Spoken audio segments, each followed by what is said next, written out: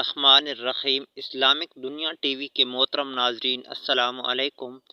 آج آپ کے ساتھ سیدنا غوث اعظم اور مریدین کا واقعہ شیئر کرنے جا رہے ہیں، لیکن اس سے پہلے اگر آپ چینل پر نیو ہیں تو چینل کو سبسکرائب کریں اور ویڈیو کو لائک کریں۔ سیدنا حضرت شیخ عبدالقادر جیلانی رحمۃ اللہ علیہ انتہائی پاکیزہ اور خوش اخلاق تھے۔ آپ اپنی ظاہری شان و شوکت، وسیع علم کے باوجود کمزور اور ضعیفوں میں بیٹھتے، فقیروں سے عاجزی کے ساتھ پیش آتے، بڑوں کی عزت کرتے، چھوٹوں پر شفقت اور مہربانی فرماتے، سلام کرنے میں پہل کرتے، مہمانوں اور طالب علموں کے مجلسوں میں نشست کرتے، ان کی لذشوں سے درگزر کرتے۔ جو کوئی آپ کے سامنے کتنی جھوٹی قسم کیوں نہ کھاتا، آپ اس کا یقین کر لیتے اور اپنے علم و کشف کو اس پر ظاہر نہ فرماتے۔ اپنے مہمانوں ہم نشستوں کے ساتھ دوسروں کی بنسبت بہت خوش خلقی اور کشادہ روی سے پیش آتے تھے۔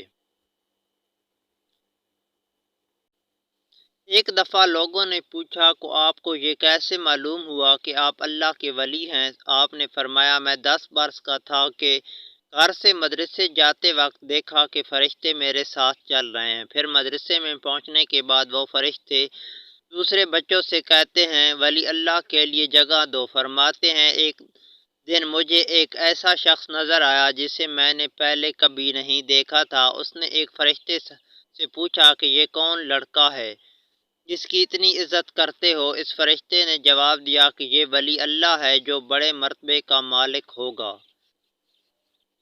راہ طریقت میں یہ وہ شخصیت ہے جسے بغیر روک ٹوک کے نعمتیں دی جا رہی ہیں، بغیر کسی حجاب کے عنایت ہو رہا ہے، بغیر کسی حجازت کے قرب الہی مل رہا ہے۔ الغرض 40 سال کی عمر میں نے پہچان لیا کہ وہ پوچھنے والا شخص اپنے وقت کا ابدال تھا۔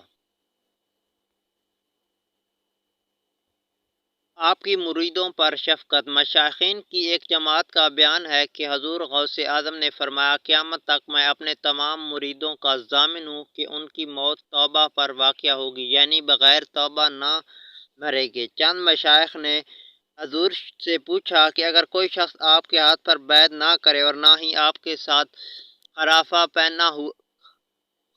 پہنا ہو بلکہ صرف آپ کا ارادہ تمند ہو اور آپ کی طرف اپنے آپ کو منسوب کرتا ہو، تو کیا ایسے شخص کو آپ کے احزاب میں شمار کیا جا سکتا ہے؟ اور آیا ایسا شخص ان فضیلتوں میں شریک ہوگا جو آپ کے مریدوں کو حاصل ہوں گی؟ حضور غوث اعظم نے فرمایا کہ جس شخص نے اپنے آپ کو میری طرف منسوب کیا اور مجھ سے ارادت و عقیدت رکھی تو اللہ تعالیٰ اس کو قبول کرے گا، اس پر اپنی رحمتیں نازل کرے گا، اس کو توبہ کی توفیق دے گا، اگرچہ اس کے طریقہ مکروہ ہو، اور ایسے شخص کا شمار میرے مریدوں اور اصحاب میں ہوگا۔ اللہ تعالیٰ نے اپنے فضل و کرم کے صدقے وعدہ کیا کہ میرے دوستوں، میرے اہل مذاہب، میرے رائے پر چلنے والے میرے مریدوں، مجھ سے محبت کرنے والوں کو جنت و رحمت فرمائے گا۔